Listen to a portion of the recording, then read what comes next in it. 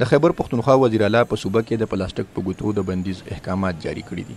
د وزیر اعلی هاوس تر مخه په 2 میاشتې کې په کارخانو، ګودامونو او دکانونو کې د شته پلاستیک ګوتو ختمېدو وروسته به پرې بشپړ بندیز وي او دا چې وزیر اعلی دا ګام د اوبو د نکاسۍ د نظام ښه کولو او په صوبه کې د ماحولیاتو د صفایۍ په غرض کړی دی. پېښور کې د پلاستیک د ګوتو یو کاروبار کوونکی عثمان خان په دې اړه وایي حکومت اوس دا صفایي کې ورغه مهم کې فیل شو نو دا اسانه لانجه ده چې بس ضرور د خلکو روزګار بند کړي.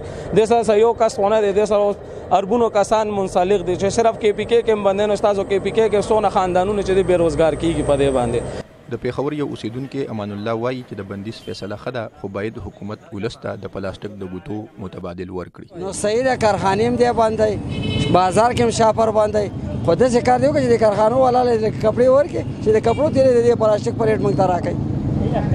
دا خبره هم صحیح ده. که غوښه وړم هماغه کې به خرابېږي، به پلاستیک کې خرابېږي، هغې کې نه خرابېږي. اول د خپل لاندې دی وګوره دا وانې ټوله پلاستیکو بنده کړې.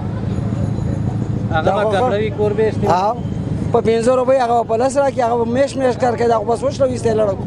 کیسه بازار کې په لاسګاډۍ کې الوګان خرڅونکي عبدالواحد وایي چې د پلاستیک ګوتې ختمول اسان کار نه دی. دا بچیز کې خرڅو او پمدې کې به خرڅو، ولې به پابندي لګي ګاډي ته ګوره به چې دا لپاپې چې باندې نو خامخا به په لمنو کې به ورکو، بیا ناجیزه راکنه چې لمنو کې نه ورکې، نور به څه کې ورکې جی او کوڅو کې په بوجي کې په بوجي کې به ورکو. د پلاستیک د ګوتو د کاروباریانو د اتحادیې په وینا د وزیر اعلی د دې فیصلې پر ضد به دوی عدالت ته مخه کوي. زلان یوسفزی، مشال ریډیو، پېښور.